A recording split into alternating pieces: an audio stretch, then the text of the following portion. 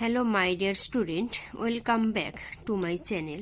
আজ আমি BA second semester major এবং মাইনর বেঙ্গলি যাদের আছে তাদের জন্য একটি নোট নিয়ে উপস্থিত হয়েছি। তো আজকের প্রশ্নটি হচ্ছে, বাংলা নাট্য সাহিত্যে দীনবন্ধু মিত্রের দান আলোচনা করো। তো তোমরা যদি আমার এই ভিডিওগুলি দেখে উপকৃত হয়ে থাকো তাহলে যারা নতুন ভিউয়ার তারা অবশ্যই আমার চ্যানেলটিকে সাবস্ক্রাইব করে নেবে। সাবস্ক্রাইব করলে আমি পরবর্তী যে ভিডিওগুলো আপলোড করব সেই ভিডিওগুলোর নোটিফিকেশন তোমরা পেয়ে যাবে, আর ভিডিওগুলিকে তোমরা তোমাদের ফ্রেন্ডসদের কাছে শেয়ার করে দেবে। ঠিক আছে, তো উত্তরটি আমি শুরু করছি।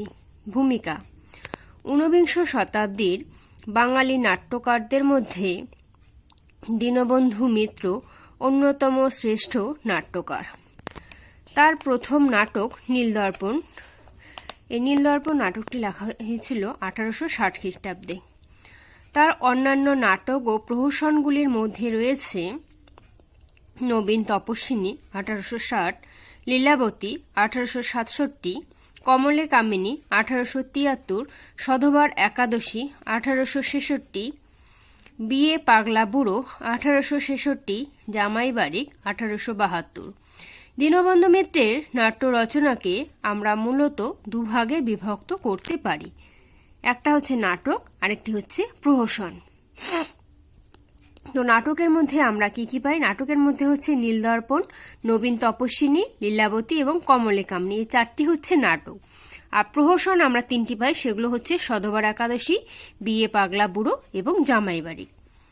তাহলে নাটক কি কি? নাটক হচ্ছে নীলদর্পণ, নবীন তপস্বিনী, লীলাবতী এবং কমলে কামিনী। ঠিক আছে, আর প্রহসন হচ্ছে সধবার একাদশী, বিয়ে পাগলা বুড়ো, জামাই বাড়ি। এখন আসছি নাটক নীলদর্পণ সম্পর্কে আলোচনা করব। ভারতবর্ষের মাটিতে নীলের উৎপাদন উৎকৃষ্ট মাত্রায় হতো বলে ইন্ডিয়ার নাম অনুসারে নীলের অপর নাম ইন্ডিগো। বাংলাদেশের মাটিতে নীলের লাভ ছিল অত্যন্ত লাভজনক, তাই নীলকর সাহেবরা এদেশের কৃষকদের ছলে বলে কৌশলে নীল চাষ করতে বাধ্য করত। 1779 খ্রিস্টাব্দ থেকে এদেশে নীল চাষিদের দুর্দশা চরমে ওঠে। অগ্রিম দাদন দিয়ে নীলকুঠির সাহেবরা কৃষকদের নীল চাষ করতে বাধ্য করত। নীল চাষের পর দাদনের টাকা পরিশোধ করে তাদের কোনো লভ্যাংশ থাকত না, বরং পুরুষানুক্রমে তাদের ঋণের বোঝা বহন করতে হতো। অনিচ্ছুক চাষি ও বিদ্রোহী প্রজাকে সাহেবরা পাশবিকভাবে অত্যাচার করত, গুলি করে অথবা বল্লম দিয়ে হত্যা করত, নীলকুঠিতে আটকে রেখে চাবুক দিয়ে প্রহার করত, গ্রামে আগুন লাগিয়ে তাদের বিধ্বস্ত করত, কৃষকবধূ অথবা কৃষক কন্যাদের উপর নিষ্ঠুর অত্যাচার করত। দীনবন্ধু মিত্র ইন্সপেকশন পোস্টমাস্টারের দায়িত্ব নিয়ে বাংলা, বিহার, উড়িষ্যার বিভিন্ন স্থানে ভ্রমণ করার সময় নীল চাষিদের দুর্দশা স্বচক্ষে প্রত্যক্ষ করেছিলেন। তিনি দেখেছিলেন 1859 খ্রিস্টাব্দে নীল চাষিদের বিদ্রোহের আগুন। সেই প্রত্যক্ষ অভিজ্ঞতার আলোকে রচিত হয় নীলদর্পণ নাটকটি। এই নাটকের প্রভাব পড়েছিল সমগ্র বাংলাদেশের সমস্ত মানুষের মনে। শিবনাথ শাস্ত্রী লিখেছেন, নাটকখানি বঙ্গ সমাজে কি উদ্দীপনার আবির্ভাব করিয়াছিল তাহা আমরা কখনো ভুলিব না। ভূমিকম্পের ন্যায় বঙ্গদেশের সীমা হইতে সীমান্ত পর্যন্ত কাঁপিয়া যাইতে লাগিল। এই মহা উদ্দীপনার ফলস্বরূপ নীলকরের অত্যাচার জন্মের মতো বঙ্গদেশ হইতে বিদায় লইল। গোলক বসুর পরিবারকে কেন্দ্র করে নাটকের মূল কাহিনী গড়ে উঠেছে। নবীন মাধব এই নাটকের নায়ক, রোক সাহেব এবং উট সাহেব এই নাটকের দুই নীলকর সাহেব চরিত্র। তোরব একজন বিদ্রোহী কৃষক কন্যা ক্ষেত্রমণির উপরে রোগ সাহেবের অত্যাচারের দৃশ্যটি একটি বাস্তব ঘটনা অবলম্বনে রচিত। এই নাটকে নবীন মাধব সহ মোট 5টি মৃত্যু দৃশ্য দেখানো হয়েছে। তবে অতিরিক্ত দৃশ্য, রোমহর্ষক ঘটনা এবং নায়ক চরিত্রের দুর্বলতা এই নাটকটিতে ট্র্যাজেডি হিসাবে ব্যর্থ করে দিয়েছে।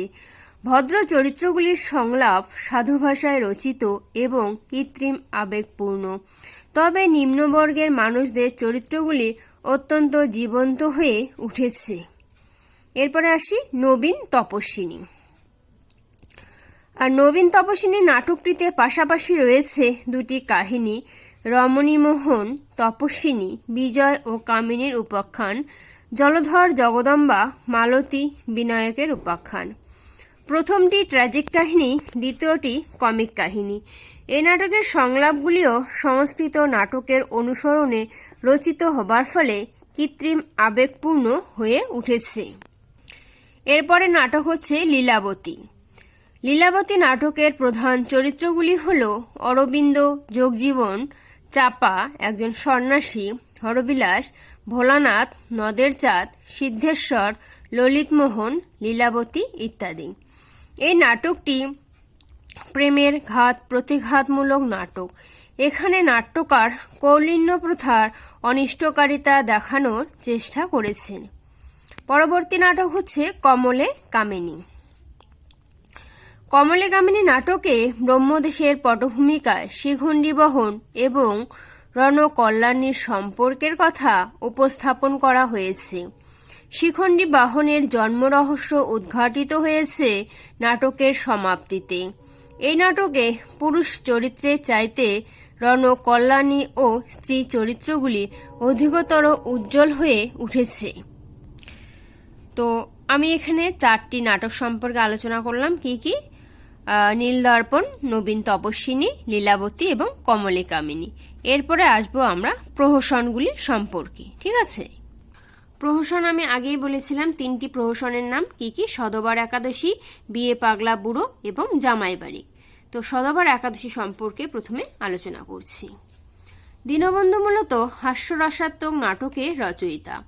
সধবার একাদশী নামক প্রহসনে তার উৎকৃষ্ট পরিচয় ফুটে উঠেছে।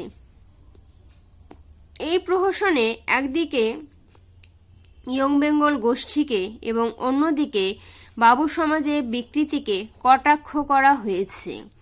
ইয়ং বেঙ্গলের প্রতিনিধি নিমচাঁদ, সে ইংরাজি শিক্ষিত অথচ অধঃপতিত যুবক। অনুমিত হয় মধুসূদনের চরিত্রের আদলে নিমচাঁদকে অঙ্কন করা হয়েছে। বাবু সমাজের প্রতিনিধি হল অটল, সে মদ্যপান এবং বারাঙ্গনা বিলাসে মত্ত। এই নাটকে 19বিংশ শতাব্দীর কলকাতার নাগরিক সমাজের বাস্তব চিত্র তুলে ধরা হয়েছে। পরে আসি বিয়ে পাগলা বুড়ো। মধুসূদনের একে কি বলে সভ্যতার অনুকরণে যেমন সধবার একাদশী রচিত হয়েছিল, তেমনি বিয়ে পাগলা বুড়ো রচিত হয়েছে মধুসূদনের বুড়ো শালিকের ঘাড়েরও প্রহসনের প্রভাবে। নাটকের মূল চরিত্র রাজীব লোচন। বিবাহ বাতিগ্রস্ত এই বৃদ্ধকে কিভাবে কিশোর যুবকেরা নকল বিবাহের আয়োজন করে বিভ্রান্ত ও বিপর্যস্ত করেছিল তারই হাস্যকর পরিচয় রয়েছে এখানে। তারপরে প্রশ্ন হচ্ছে জামাই বাড়ি।